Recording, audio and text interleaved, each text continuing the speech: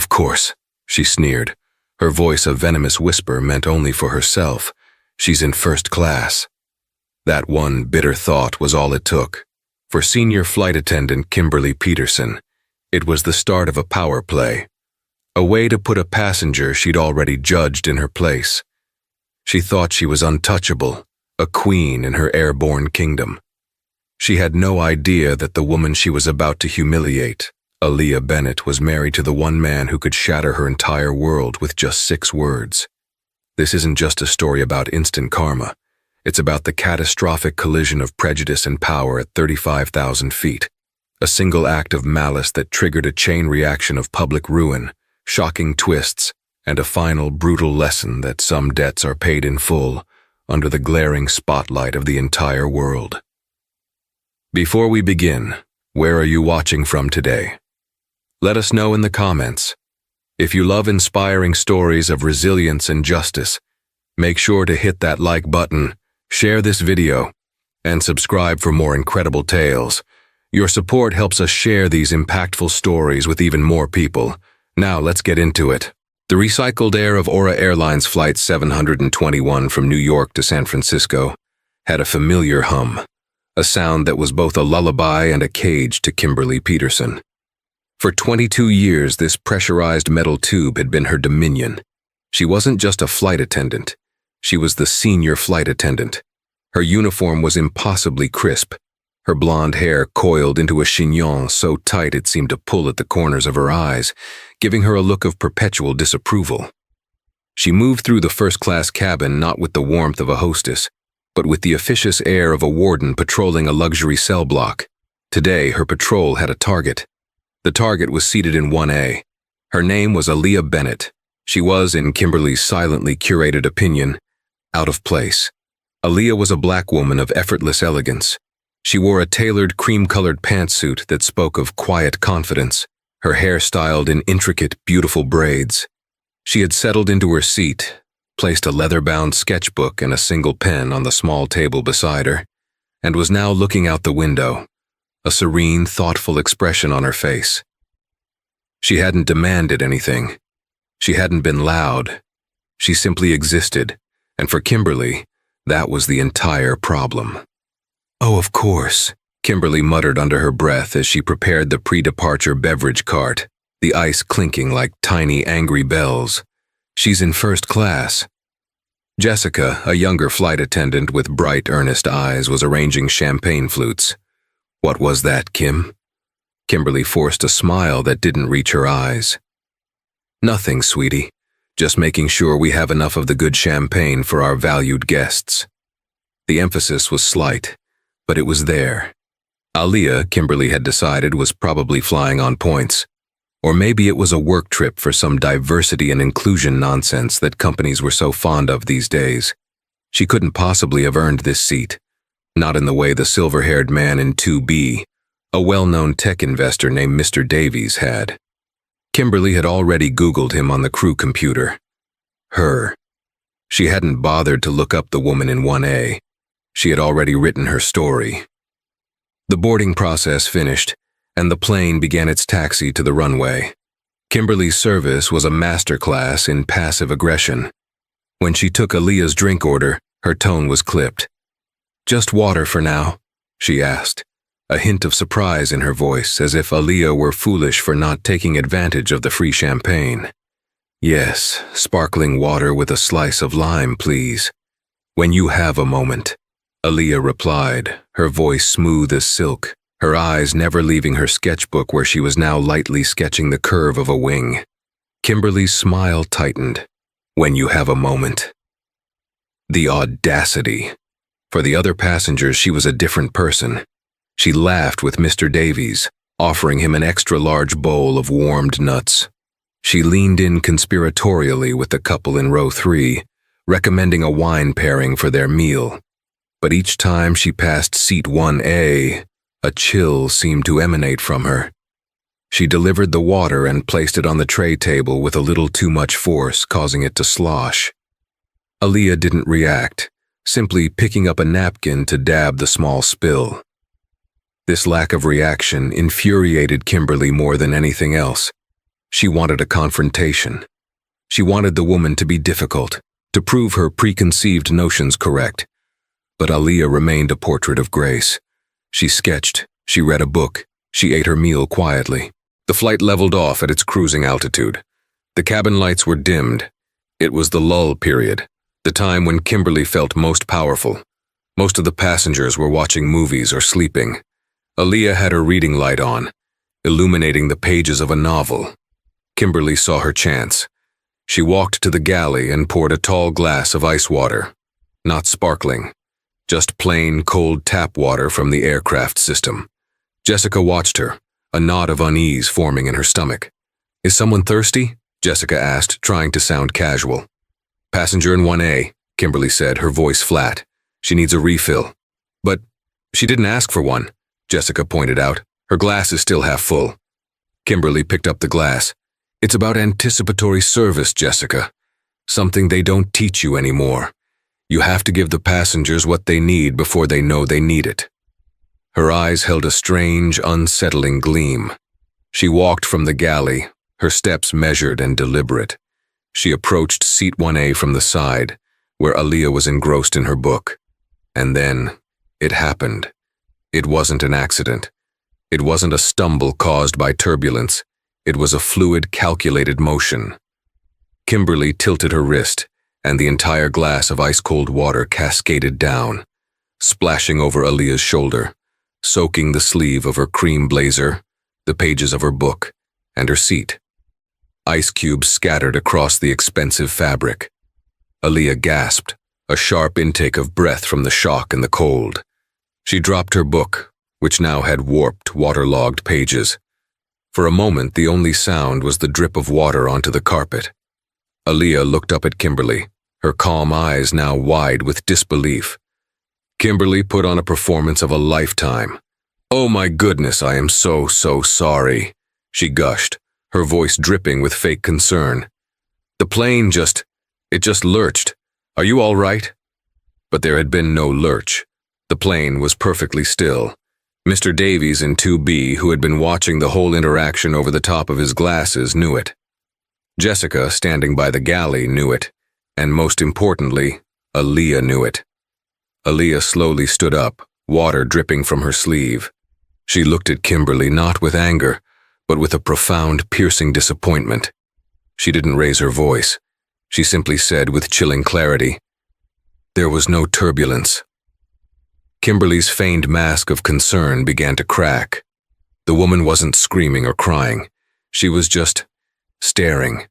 It was unnerving.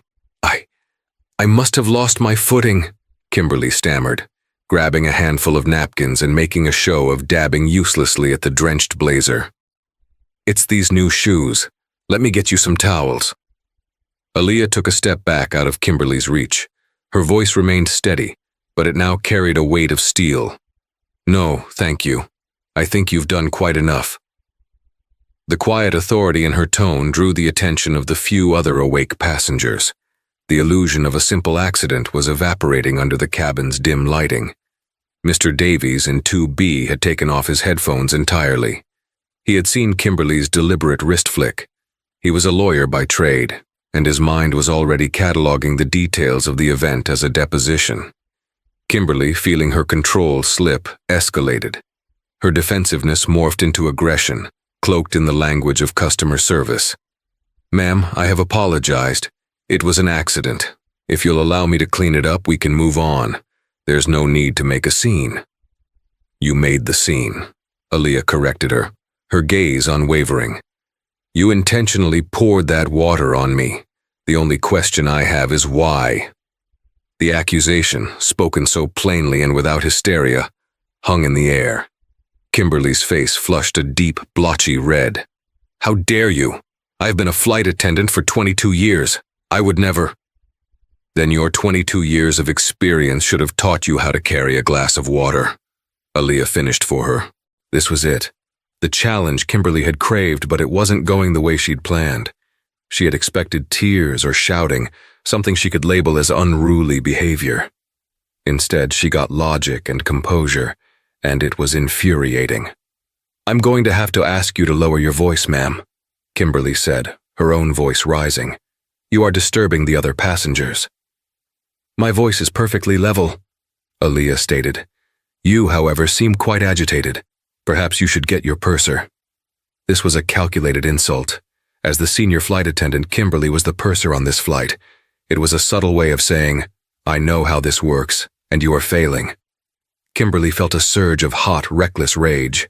"I am the authority on this aircraft, and I am telling you it was an accident. Now, are you going to accept my apology and sit down? Or is this going to be a problem?" Before Aaliyah could respond, a calm, deep voice came from the front of the cabin. "It's already a problem, Kimberly." Every head turned. Standing in the archway leading from the cockpit area was a tall, impeccably dressed man. He had been in the forward lavatory and had heard the commotion. He had a commanding presence, an aura of quiet power that instantly silenced the cabin. His eyes were fixed on the scene, first on Aaliyah's drenched shoulder, then on the defiant, sneering face of his flight attendant. Kimberly's jaw went slack. She knew who he was. Every employee of Aura Airlines knew who he was. Marcus Thorne, the enigmatic, brilliant, and notoriously hands-on CEO of the entire airline. He rarely flew on his own planes without notice, but his face was on the cover of every aviation trade magazine. His eyes, which were a startlingly sharp shade of blue, moved from Kimberly to Aaliyah, and his entire expression softened. He walked forward, ignoring Kimberly completely, and gently took his wife's hand. "Are you okay, darling?" Marcus Thorne asked Aaliyah Bennett. The cabin held its collective breath. Darling, his wife. Kimberly's world tilted on its axis. The blood drained from her face, leaving it a pasty white. The woman in 1A. The woman she had profiled, judged, and assaulted. This wasn't some diversity hire on a work trip.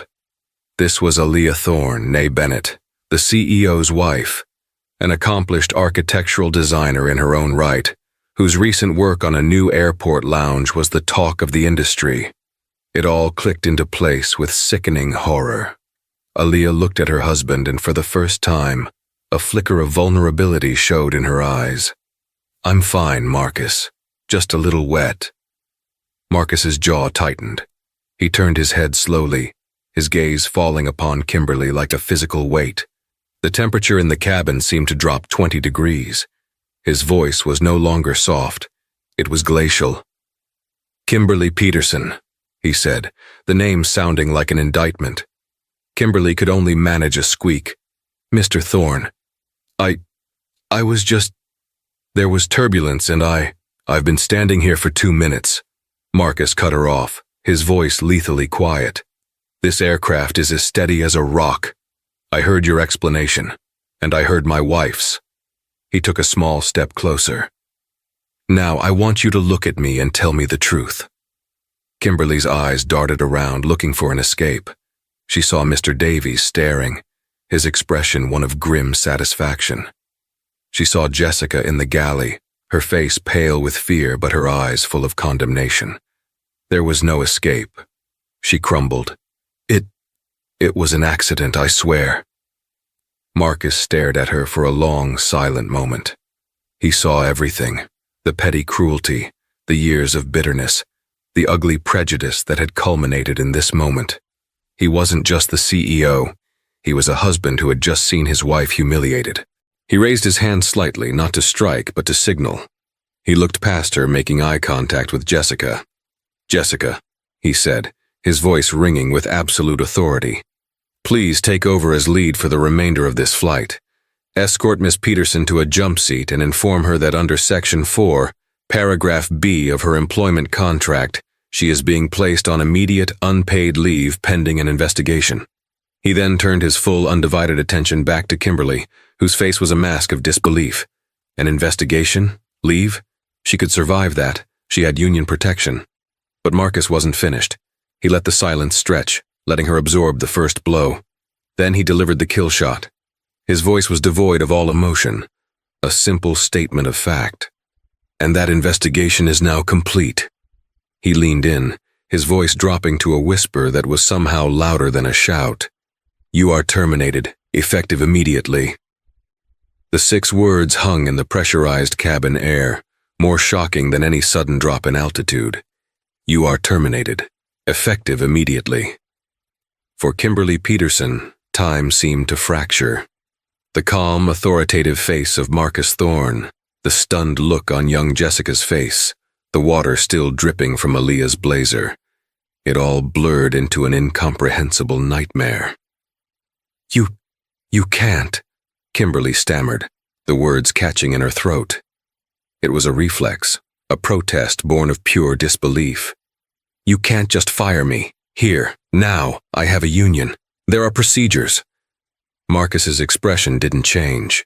He was no longer a husband. He was the chief executive officer, a man who commanded a fleet of 800 aircraft and 90,000 employees. He was a man who understood procedure better than she ever could. The Aura Airlines Employee Code of Conduct, which you sign annually, has a clause for gross misconduct, he stated, his voice as crisp and cold as the ice water she had spilled. Gross misconduct includes, but is not limited to, the deliberate endangerment or assault of a passenger. It allows for summary dismissal. What you did was not an accident. It was a malicious act, and you performed it on the wife of your CEO. Consider this your exit interview. He turned his back on her, a gesture of dismissal more profound than any insult. He gently guided Aaliyah toward the front galley. Let's get you a blanket, and you can sit in one of the crew rest bunks if you'd like. I'm sorry this happened, Aaliyah. I am so sorry. Kimberly was left standing alone in the aisle, the world's most expensive and public pink slip still ringing in her ears. Jessica, looking terrified but resolute, approached her. Kim, she said softly, you need to come with me. Reality crashed down on Kimberly with the force of a tidal wave. She was being demoted, humiliated, and fired in front of her colleagues and passengers. Her 22-year career was over. Her kingdom had been dissolved. No, Kimberly hissed, her eyes wild. I'm not going anywhere. He can't do this. But the passengers knew he could. Mr. Davies, the lawyer in 2B, was already typing a detailed note into his phone, time-stamped and everything.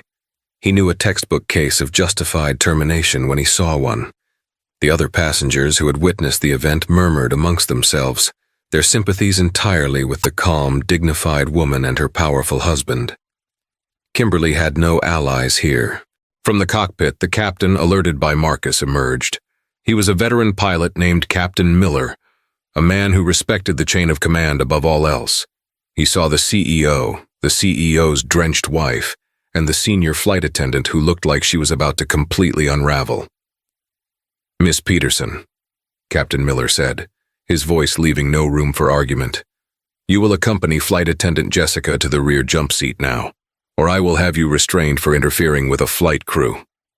The threat of being physically restrained, of being treated like a common criminal, finally broke through Kimberly's hysteria. Defeated, she allowed Jessica to lead her down the aisle, past the pitying and contemptuous stares of the passengers.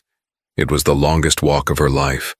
As the plane began its slow, inevitable descent into San Francisco, the mood in the cabin was somber. In the front, Marcus had wrapped Aaliyah in a warm blanket from the premium cabin. He sat with her, not speaking, just holding her hand, his fury now a quiet, simmering resolve. He had already made a call on the satellite phone to his head of HR and his chief legal counsel. The gears of the corporate machine were grinding into motion. They'll meet us at the gate, he told Aaliyah softly. Security will escort her off the property. She will not be permitted to fly on Aura Airlines again, not even as a passenger. She's blacklisted. Aaliyah leaned her head on his shoulder. She wasn't triumphant. She just felt weary.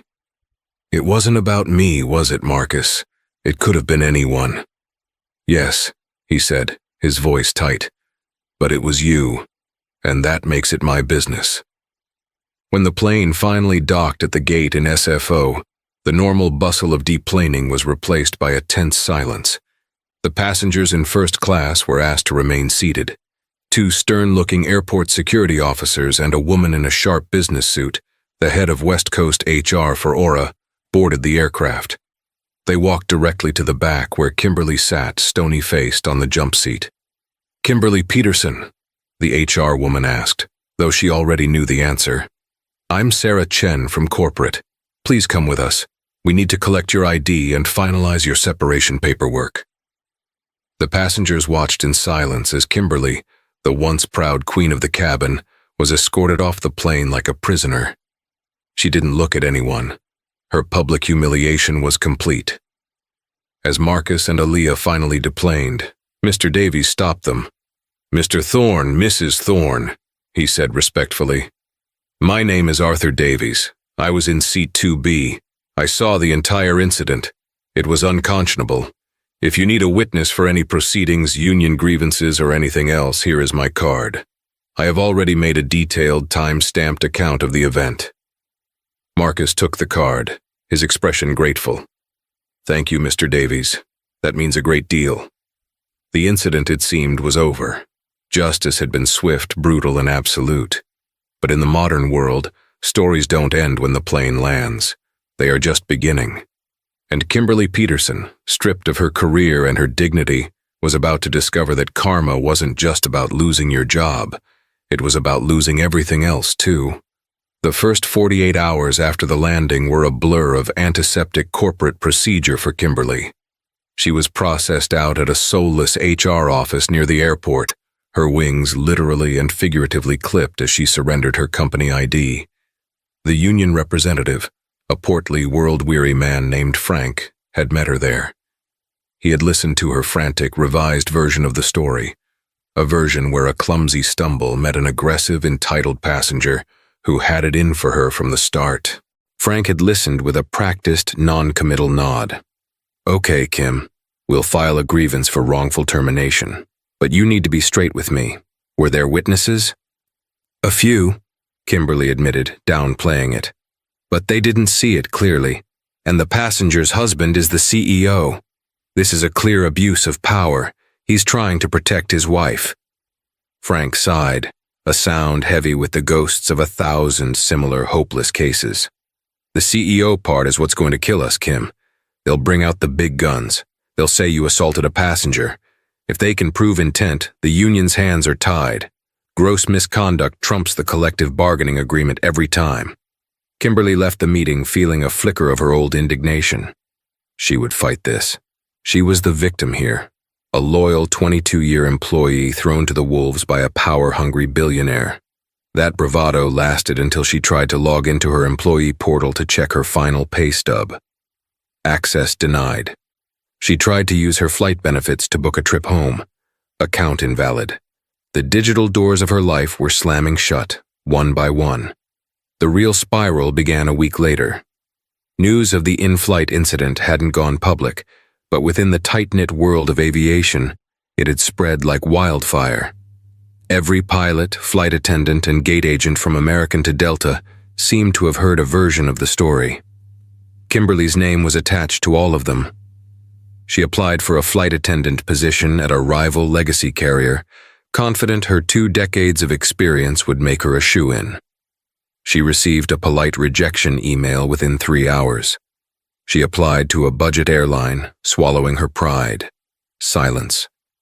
She applied to a major international carrier. Nothing. She called an old friend, a scheduler at another airline. "Brenda, it's Kim. Can you look into my application? I feel like I'm being ghosted." Brenda's voice was strained. "Oh, Kim, I can't help you. The word is out. They've flagged your file. Nobody will touch you." "Flagged my file? For what?" Kimberly demanded. "Assaulting a passenger, creating a hostile environment. They're saying it was racially motivated." Brenda whispered the last part, as if the words themselves were radioactive. "That's a lie," Kimberly shrieked into the phone. "She was just difficult."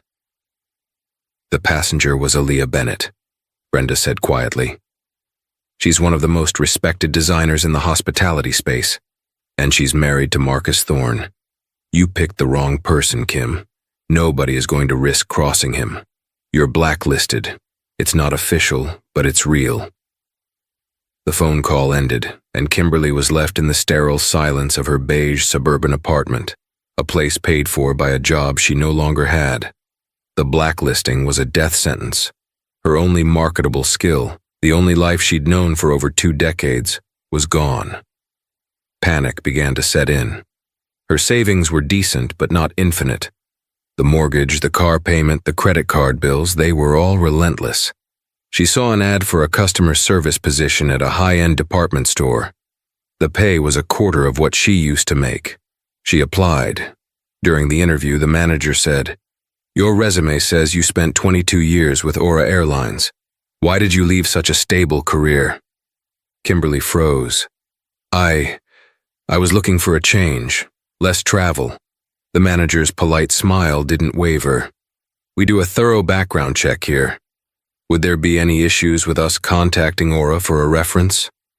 Kimberly knew what Aura's HR department would say. They wouldn't even need to be malicious. The simple, factual statement, terminated for gross misconduct, was enough to poison any well. She withdrew her application. Her world shrank. Her former colleagues stopped returning her calls. They had careers to protect.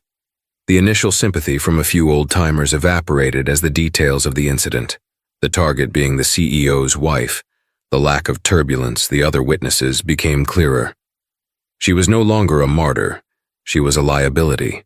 Her days became a monotonous loop of daytime television, fruitless online job searches, and staring at the ceiling, replaying the moment she'd picked up that glass of water. Why had she done it? It was a toxic impulse, a lifetime of small resentments and curdled ambitions that had finally boiled over. She had wanted to feel powerful, to put someone in their place. And in doing so, she had erased herself. 2 months after the incident, her union rep Frank called. His voice was flat, devoid of hope. "Kim, I have bad news. Aura's legal team responded to our grievance. They have a signed, notarized statement from another first-class passenger, a man named Arthur Davies. He's a partner at a major law firm. He details the entire event, stating you acted with clear and deliberate intent. They also have a statement from the other flight attendant, Jessica. Worse, they're claiming to have a recording." A recording? Kimberly felt sick. The newer A321s have security cameras in the galleys and cabin aisles for safety. They say they have you on video, Kim. Clear as day. They're prepared to release it to the arbitrator. They're also threatening to press criminal charges for assault and file a civil suit for damages to their brand if we push this.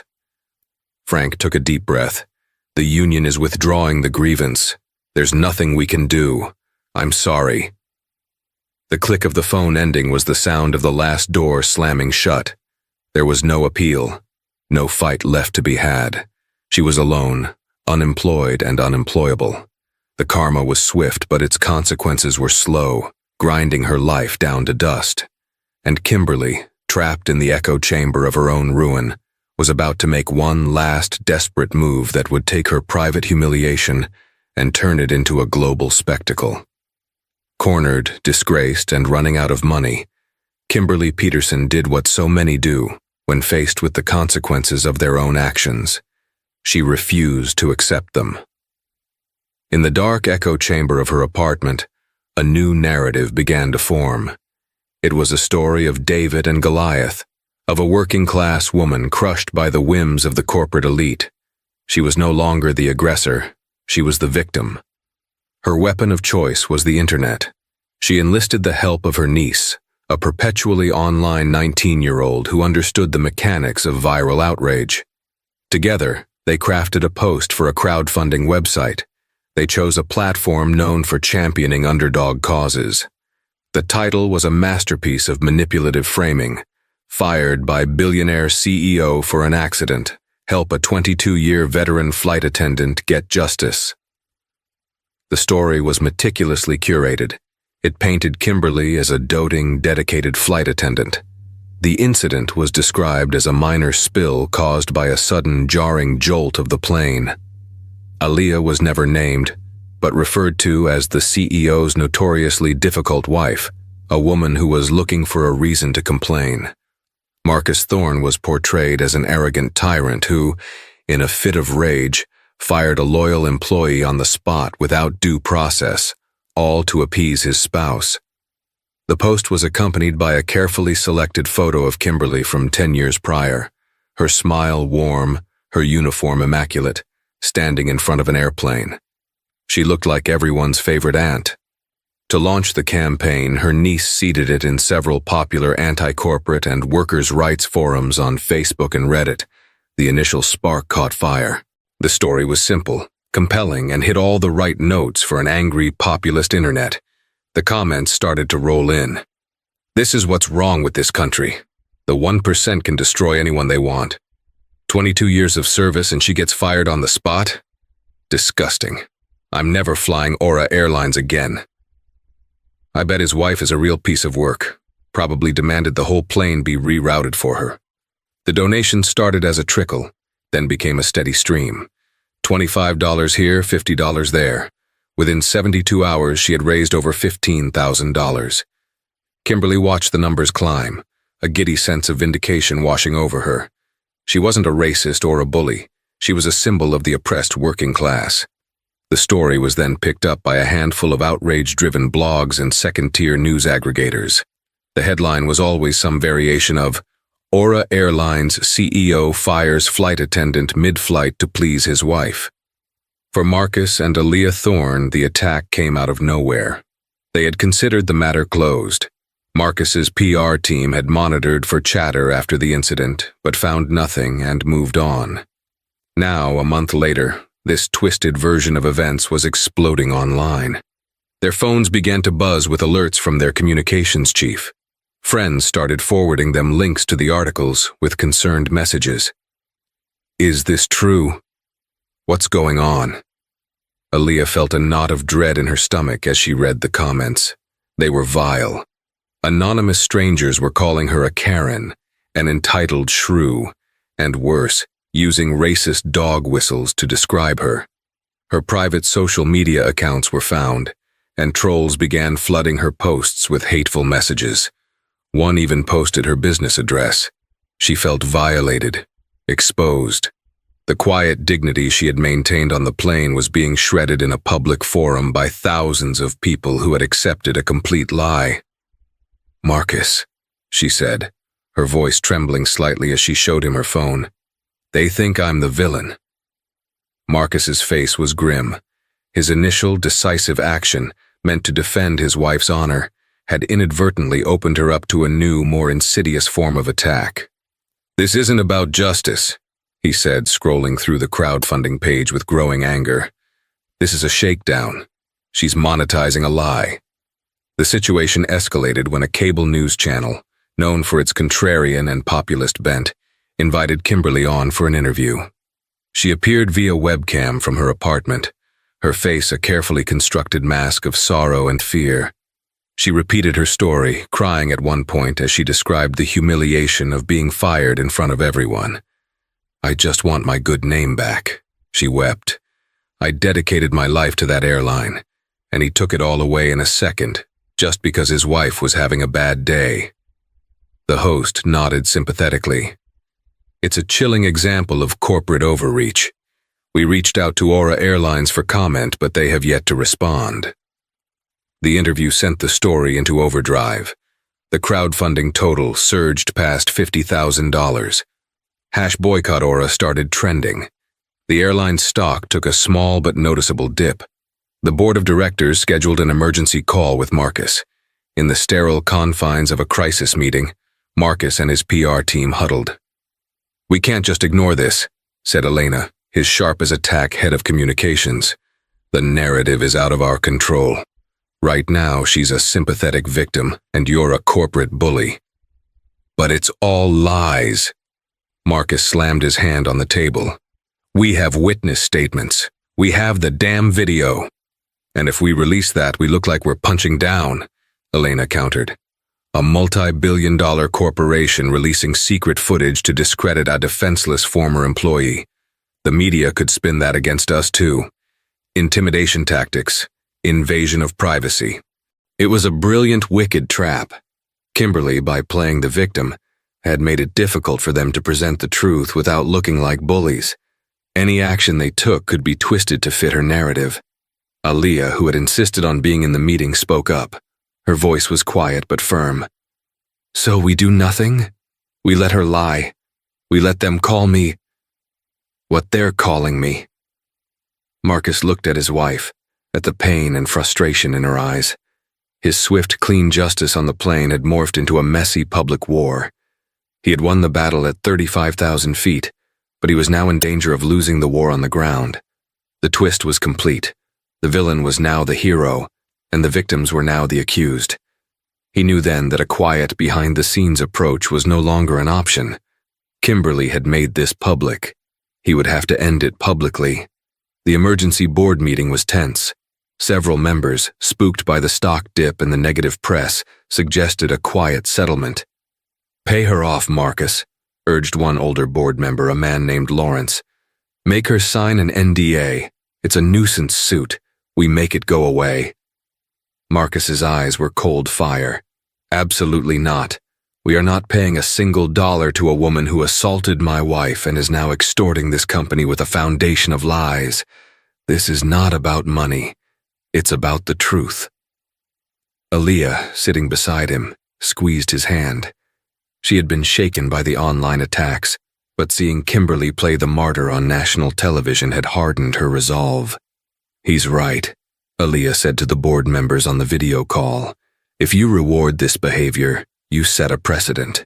You're telling every disgruntled employee that the best way to get a payout is to create a viral lie. What Kimberly did was wrong. What she's doing now is worse." Her conviction, combined with Marcus's unyielding stance, swayed the board. They gave him their reluctant blessing to handle the situation as he saw fit, with one condition: fix it and fix it fast. The counteroffensive began not with a corporate press release, but with a single elegant post on LinkedIn. It came from Arthur Davies, the lawyer from Seat 2B. He had been following the story with mounting disgust. After a brief, courteous call to Marcus Thorne to inform him of his intentions, he published his own account. His post was titled, "Truth in the Age of Outrage: My Experience on Aura Flight 721. It was devastatingly effective. In calm, precise, legalistic language, he laid out the facts. He described Kimberly Peterson's passive-aggressive behavior from the start of the flight. He detailed the water incident, stating unequivocally, "There was no turbulence. I was watching Miss Peterson directly. Her actions were not accidental. They were deliberate and, in my professional opinion, constituted an act of assault." He went on to praise Aaliyah Bennett's composure and condemned Kimberly's histrionics and subsequent dishonesty. Because he was a respected, neutral third party with no stake other than the truth, his post carried immense weight. It was shared thousands of times, primarily within professional and legal circles. The first crack in Kimberly's narrative appeared. Next, Marcus's team made a strategic move. They didn't release the security footage to a major news network, which could frame it however they wanted. Instead, they gave it exclusively to a well-respected independent aviation blogger known for his meticulous, fact-based reporting. The blogger, a man named Ben Schiller, embedded the silent 30-second video clip in a long, detailed article. The footage was damning. It was shot from a camera angle near the galley, showing a clear view of the aisle. It showed Kimberly walking steadily.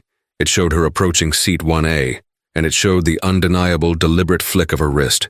There was no jolt, no stumble, just a smooth, malicious act. Schiller juxtaposed the video with screenshots of Kimberly's crowdfunding page and quotes from her television interview where she explicitly blamed turbulence. The headline of his article was simple: Aura Flight 721, when video evidence contradicts a viral narrative. The internet, which had so eagerly built Kimberly up, turned on her with breathtaking speed. The same forums that had championed her were now filled with rage at being duped. "We got scammed. She lied to all of us.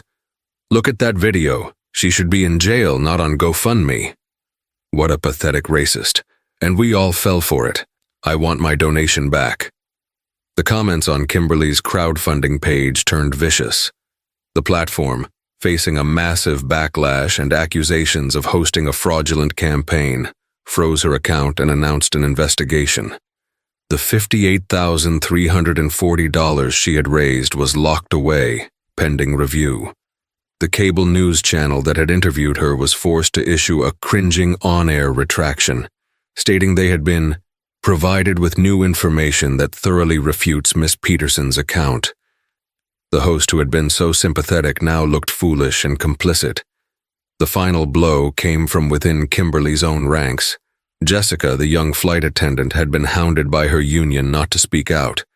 But seeing Kimberly's lies broadcast on TV, and with the full backing of Aura's legal department, she agreed to give a statement.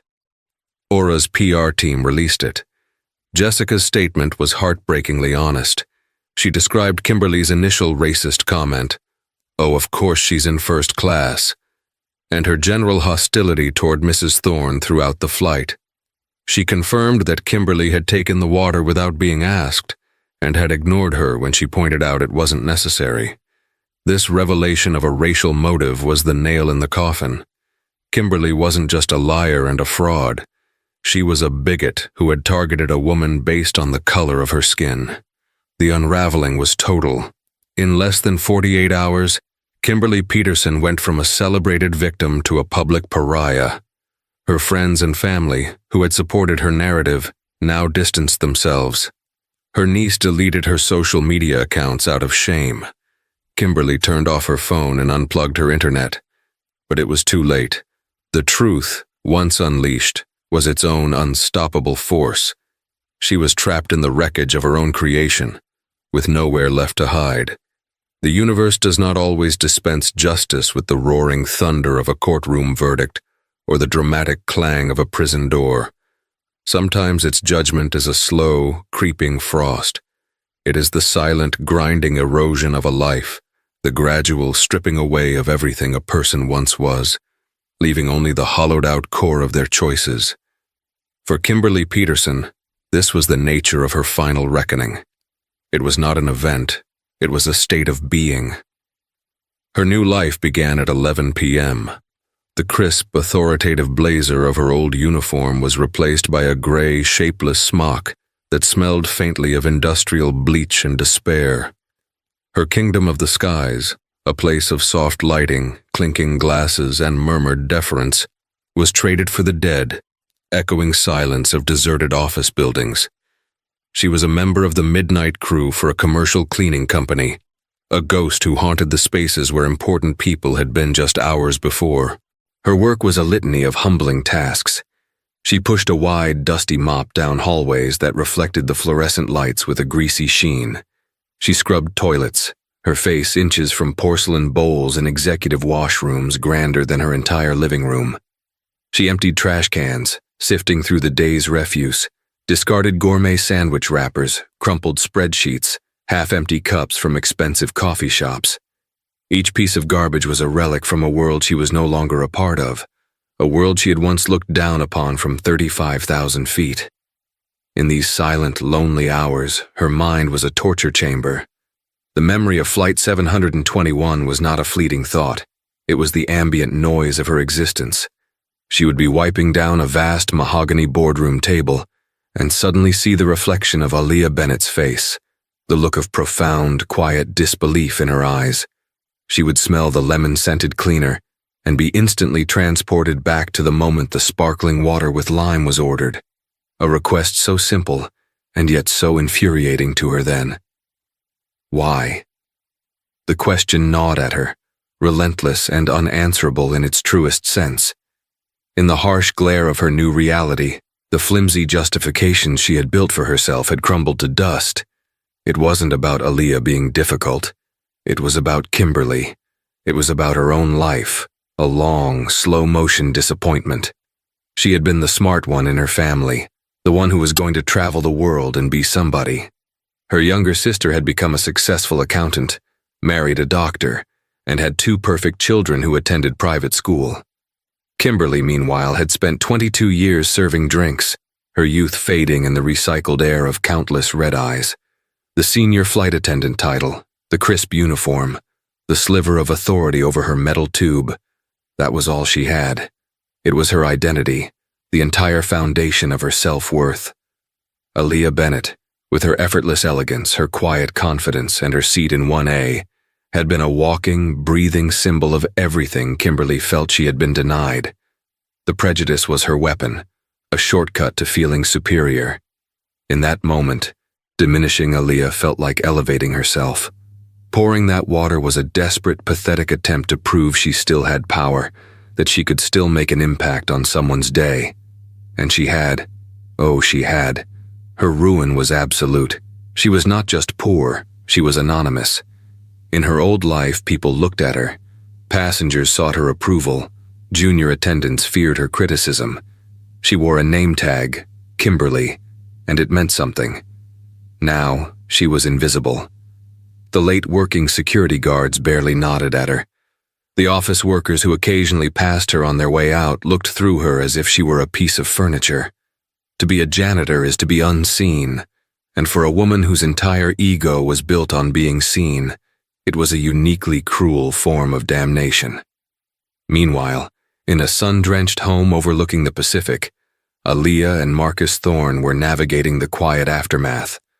The storm of the viral scandal had passed, but it had permanently altered their landscape. One evening, months later, Aaliyah was sketching in a notebook just as she had been on the plane. Marcus watched her, a lingering protectiveness in his eyes. "You're still wary when your phone buzzes," he said softly. It wasn't a question. Aaliyah looked up, her pencil pausing. "A little," she admitted. "It's strange. For a week, my name, my face, my work, it felt like it belonged to a mob. They could twist it into anything they wanted. I know we won. I know the truth came out. But a part of me still feels exposed, like a digital phantom limb." Marcus closed his laptop and moved to sit beside her. "I think about it all the time," he confessed, his voice low. "I wonder if I did the right thing, not firing her. That was a given, but doing it so publicly, so brutally, it set her on a path of desperation. That desperation is what led to her lashing out, to her putting you through that public nightmare." Aaliyah took his hand. Her touch was firm, grounding. "Marcus, look at me. You reacted as a husband. You saw someone hurt me and you defended me. The way she chose to handle her consequences is on her, not you. What we do now, that's on us." This had become their mantra. What we do now. They had funneled the ugly energy of the event into creation. Marcus's new training program at Aura, the Dignity Mandate, was revolutionary for the industry. He would sometimes sit in on the sessions, watching new flight attendants role-play difficult scenarios. He told them, "Your job is not to serve, it is to host. A servant is invisible. A host is present, gracious, and has a duty of care to every single person who enters their space, regardless of who they are. The moment you make a passenger feel invisible, you have failed." Aaliyah, in turn, had poured her energy into her foundation. She secured a massive grant from Aura Airlines, a grant Marcus insisted be vetted and approved by an independent committee to avoid any claims of impropriety, and launched a mentorship program connecting brilliant young artists and designers from underserved communities with industry leaders. The inaugural charity gala was to be its official launch. The gala was held at the city's most prestigious event center, a soaring structure of glass and steel. On the night of the event, the building buzzed with the energy of the city's elite, and in the gleaming service corridors, far from the champagne and string quartet, Kimberly Peterson was pushing a large rubber-wheeled bin filled with dirty linen. Her crew had been assigned the gala as an all-hands-on-deck event. Kimberly hadn't known what it was for. She just knew it meant extra hours and a late finish. She was tasked with keeping the guest washrooms pristine, a Sisyphean battle against water splashes, discarded paper towels, and the general entropy of a large crowd. She worked on autopilot, her movements mechanical, her face a neutral mask. She was invisible, a ghost in a gray smock, tidying the edges of a party she could never attend. As she restocked the towels in the ladies' room, two women came in, their gowns rustling, their laughter echoing off the marble. Aaliyah Thorne is just incredible, isn't she? One said, reapplying her lipstick. To take something so vile and personal and turn it into this. It's alchemy. I know, the other agreed. I read that awful story. I can't imagine. And her speech just now. So much grace, not a drop of bitterness. Kimberly froze behind the stall door, a stack of paper towels clutched in her hand. Aaliyah Thorne, the gala. The blood drained from her face, leaving a cold, tingling numbness. She was cleaning the toilets at her victim's triumph. She fled the washroom, her heart hammering against her ribs. She had to get out, but her supervisor, a stern man named Jorge, intercepted her in the hallway. "Peterson, where are you going? The West Hall carpet needs a pass before the dessert course." Someone dropped a whole tray of canapes. Now. Trapped, she retrieved the spot cleaner and the vacuum. The West Hall ran alongside the grand ballroom. As she worked, a set of double doors opened, and a wave of sound washed over her. The warm, resonant murmur of hundreds of people, the clink of glasses and a voice. It was Aaliyah's voice, amplified by a microphone, yet retaining its signature smoothness and warmth. Kimberly couldn't make out the exact words, only the cadence, calm, confident, inspiring. And then came the applause. It wasn't polite clapping. It was a wave, a crescendo, a roar of admiration, a standing ovation. Kimberly stood paralyzed, the vacuum hose limp in her hand. She looked up and saw a security monitor mounted on the wall. It showed a live feed of the stage. There she was, Aaliyah Bennett Thorne, bathed in a warm spotlight, her elegant braids shimmering, her hand on her heart as she acknowledged the crowd. She looked strong, she looked happy, she looked invincible. In that single, searing moment, Kimberly's reckoning was complete. It wasn't about the lost job or the empty bank account. It was about this. It was the stark, undeniable truth that her petty act of malice had not diminished its target. It had revealed her. It had amplified her. Kimberly had tried to put a woman she deemed unworthy in her place, and the universe had responded by showing Kimberly hers. She had tried to make Aaliyah small, and in the end, the only person she had managed to shrink, the only life she had managed to ruin, was her own. The applause finally subsided. The doors to the ballroom closed, muffling the sound. Kimberly was left alone in the hallway, the drone of the vacuum cleaner the only sound in her world. She finished the carpet. She emptied the vacuum bag. She clocked out. She walked out of the glass building and into the pre-dawn chill, just another invisible shadow in a city that was waking up to a brand new day. And so, a single hateful act at 35,000 feet didn't just end a career. It exposed a truth that resonates far beyond one flight. It shows that in our hyper-connected world, the truth has a way of fighting its way to the surface, and the consequences for deceit are often more devastating than the original crime. Kimberly Peterson didn't just lose her job. She lost her name, her reputation, and her future, all because she chose malice over basic human decency.